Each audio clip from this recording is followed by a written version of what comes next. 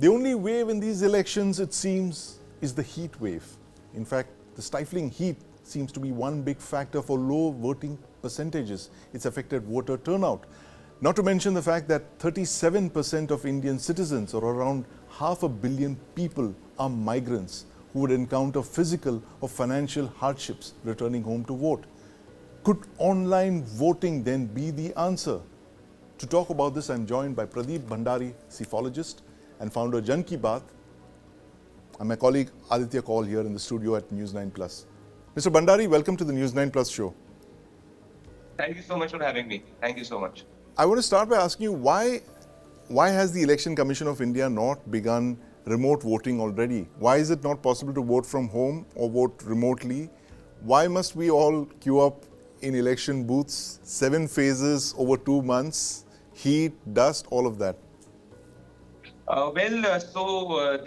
lot of analysts and experts look at the concept which is called as the transaction cost to do any activity. So those who are against the concept of online voting basically advocate that in an exercise, in the biggest democratic exercise, and where voting is your fundamental duty, you need to encounter a basic transaction cost of going from your home to the polling booth in order to perform your democratic duty. Yes. Now, I believe that online voting is a step which can be tried. It has to be first best case tried in one or a by-poll, particularly if it works in a by-poll, then it can be extended to an assembly election. But another important point, I believe the first reform which should happen is the one which you were mentioning in your introductory remarks, is that a lot of migrant laborers and individuals who work not in their domicile. So what you need is the phenomena is that suppose if I am a resident, if I am the voter of Indore and living in Delhi, I need to have a facility to vote in Delhi, and it should be counted as a vote in Indore. So I believe that first mobile or dynamic voting is a concept which you need to work towards, and that after that or in parallel to that is what you can look at online voting. I do believe there are certain other challenges to implement online voting at a pan-India level. The first step could be for sure is advocating this concept of dynamic voting, where registered voters working in some other constituency can still vote in that respected constituency. Absolutely, and phase-wise step to digital voting. Aditya, you've just put together a story on online polls. Tell us what the IIT Madras, the experts over there, told you about what they are working on right now. So, Sandeep, I spoke to the main founder of the technology.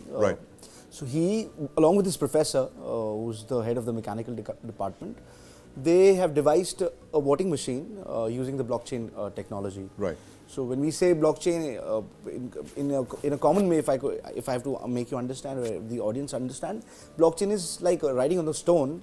And so if any change on that stone is only possible if you break the stone or you get another stone. So that's how it's safe. It's secure. It's secure. Yeah, and a blockchain is basically, it's connected to a lot of multiple computers, and it gets a lot of data points and a lot of other things.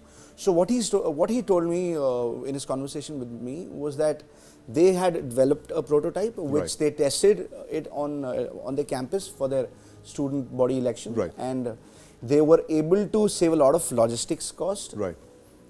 It was an instant audit trail that they were able to see. And the voting was, the time for voting was reduced to minimal, actually zero.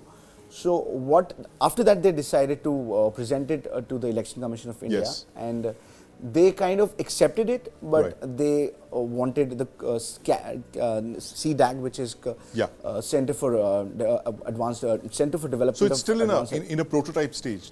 But are they seriously talking about it, say, for the 2029 elections, or as Pradeep mentioned, that it could be implemented in a by-poll? You want to test the technology before you actually implement it across.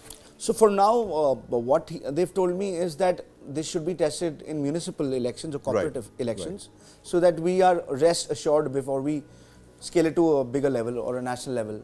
And also there's a huge lot of investment that's required to do that, because we've got a DPI tech stack in place. So it is much easier for us to convert everything in blockchain, Right. and incidentally the voting will also become secure. Will be secure, exactly. And Pradeep, if you could just take us through this, as Aditya was mentioning here, the fact that the technology already exists. It's there in a nascent form. It's been tried out at the IIT Madras. Yeah. They've run college elections actually with this, yeah. and they're fairly happy with the results. Yeah.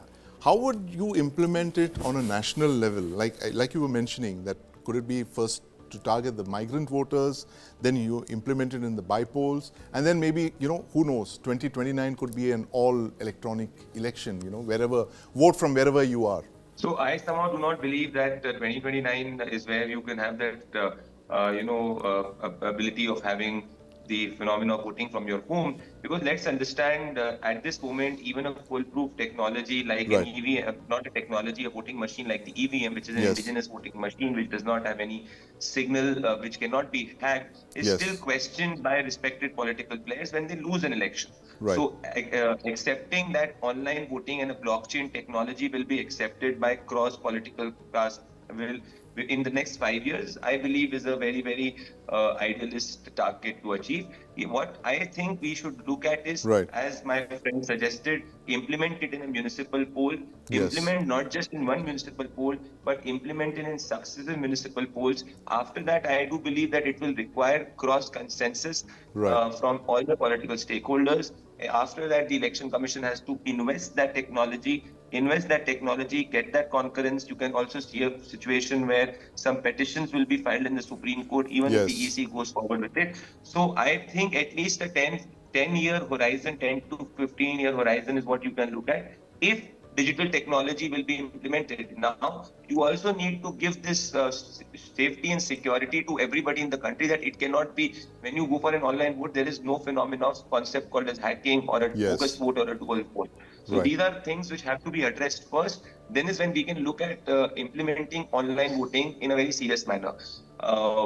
So as of right now, I do feel that if it is implemented in a foolproof manner in municipal poll, that is when we can look at taking this concept in an extremely serious manner. Because when you're speaking about India, you're talking about 95 crore voters, out of which roughly 60 to 65 crore vote, which Yes. is more than the population in US, UK, Europe, Mexico. It's a huge number. Right, absolutely. But, like you were saying, the way to go would be to actually target those migrant voters. So you're not actually sitting at home and using a mobile phone to vote, but you are actually allowing migrants who are probably he votes in Chennai, but he's, based in Delhi. Yeah. And he can vote in Delhi, he can cast his vote in Delhi. Where are we with that technology, Aditya? So there are two different concepts attached to when it comes to remote voting. One Right. is mobile voting. Yeah. When you use a mobile device to Right. vote, that requires a huge number of authentication. Then only you'll be able to do that. Estonia is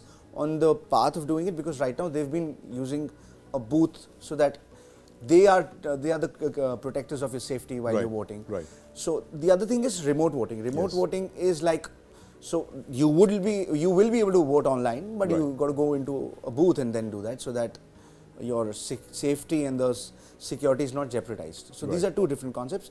Estonia is a country Right. which, so these guys, IIT guys, they actually have read their paper Yes. and kind of modified Right. in as per our demographics, Right. and that's what they're working on it. Pradeep, you have a question. Yeah.